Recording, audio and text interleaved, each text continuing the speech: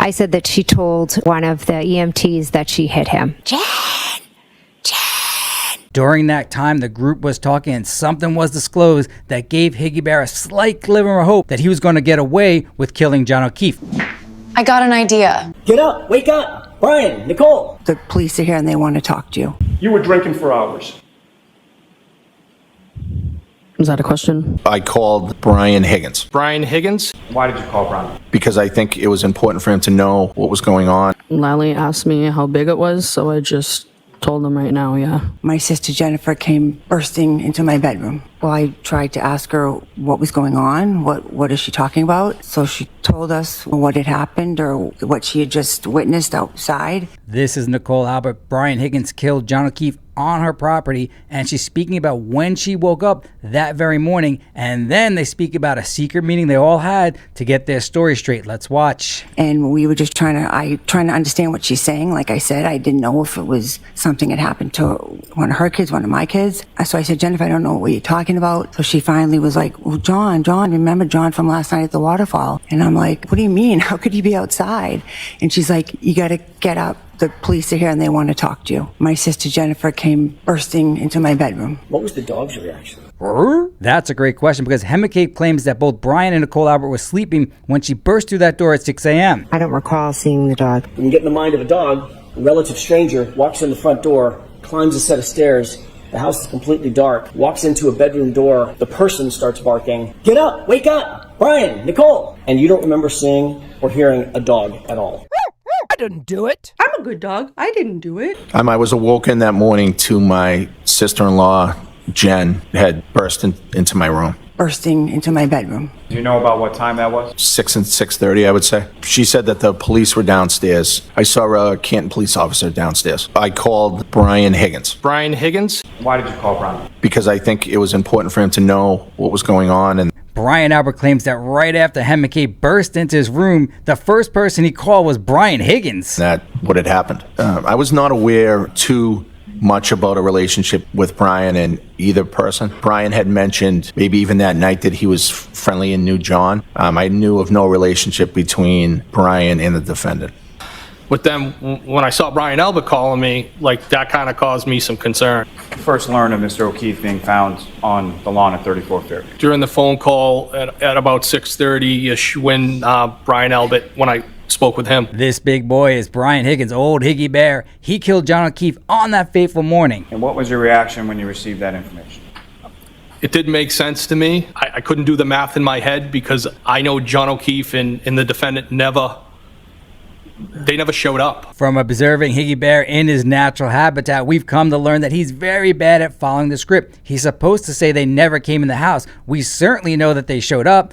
Everyone testified to Karen Reed's SUV being out front. It didn't make sense. I believe Brian called him to let him know. I mean, he had been with us the night before, and I think he had been friends with John and Karen, so Brian thought he should let him know. After I spoke to Miss McCabe, I advised her that we were going to need to speak with the homeowners. She said that they were probably sleeping. Sergeant Good and I observed that there was now a light on in the house of 34 Fairview, and we made the decision to then go in and speak with the homeowners.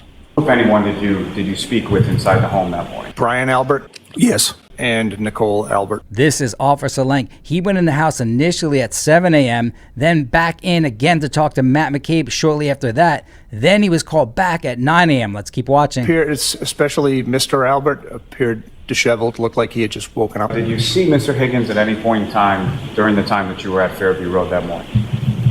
Not on my initial response. That would have been shortly after 9 a.m. Matthew McCabe arrived just a couple of minutes after I had walked out of the house the first time.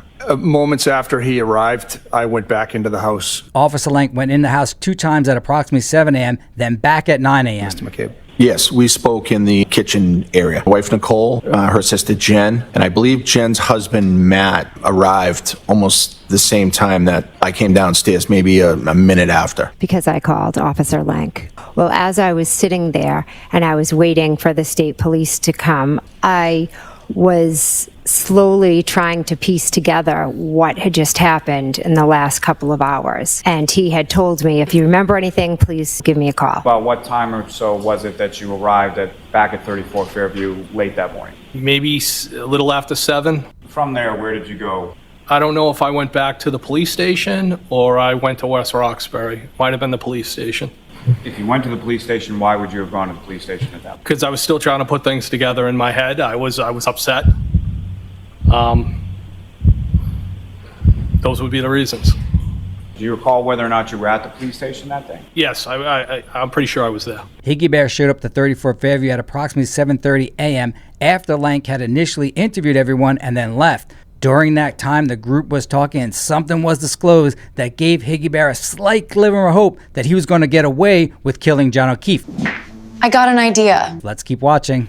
I told him about the comments and the remarks that Karen Reed had been stating that morning. I said that she told one of the EMTs that she hit him. And with that, Brian Higgins had a small glimmer of hope that perhaps he can pin the murder on Karen. Brian Higgins eventually came over to my house. Yes, at some point, my friend Brian Higgins, my husband's friend Brian Higgins came over. Officer Lank returned to the house sometime after that. I was there for sure. My wife Nicole, Jen, her husband Matt. Brian Higgins may have been there at that time. I saw Brian, I saw Nicole, Brian Jr. Brian Albert Jr. may have popped in and out of the same kitchen area that I was in before. Jen and Matt McCabe. And then a short time later, Julie Albert showed up. Bukaki? Jennifer McCabe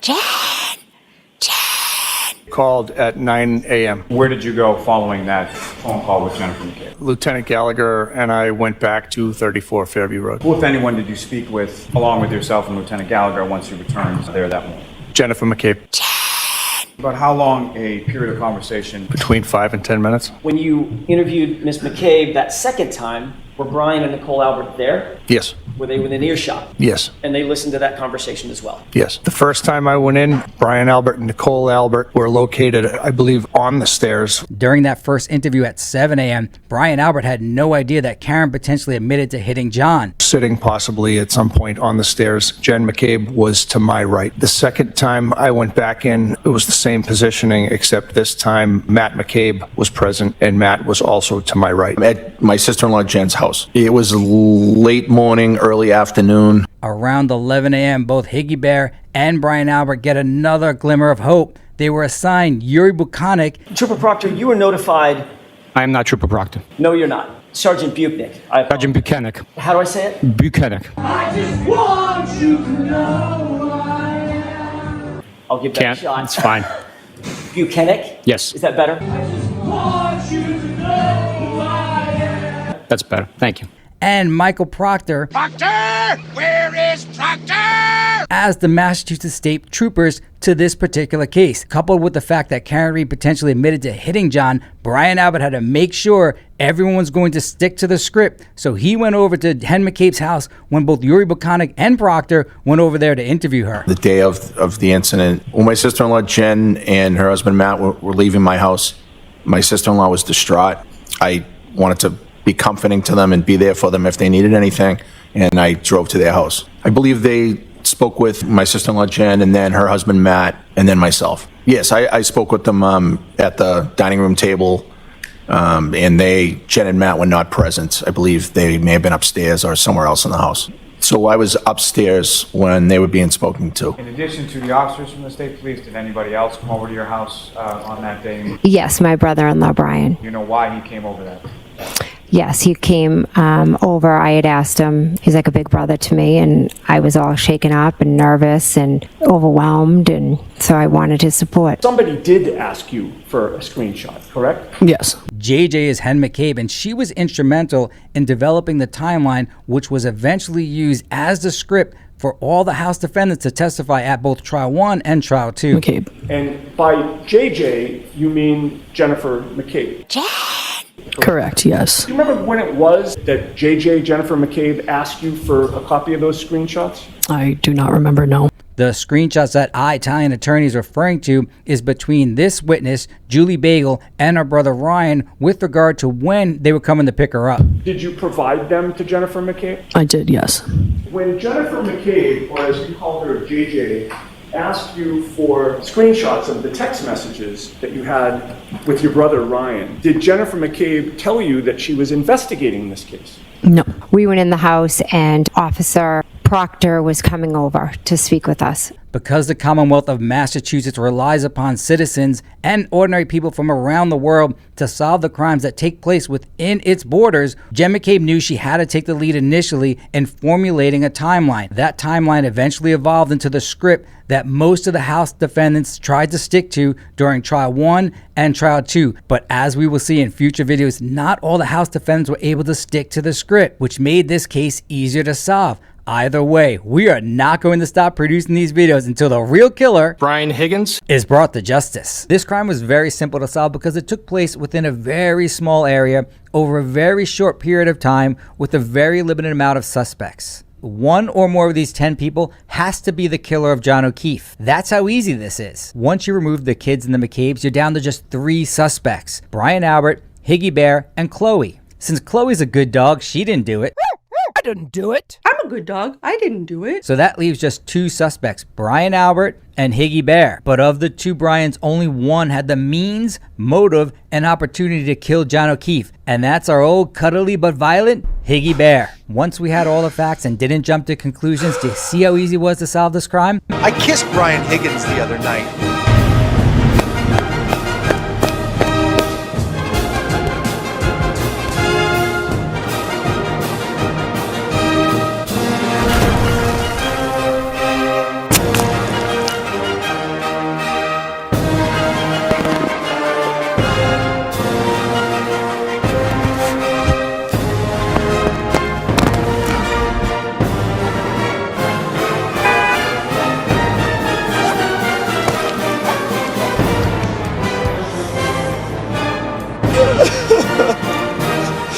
I love you, gay Jeff.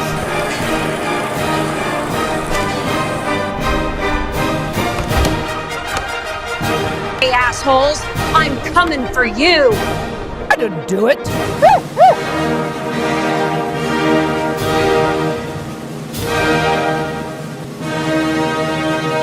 I had nothing to do with John's death.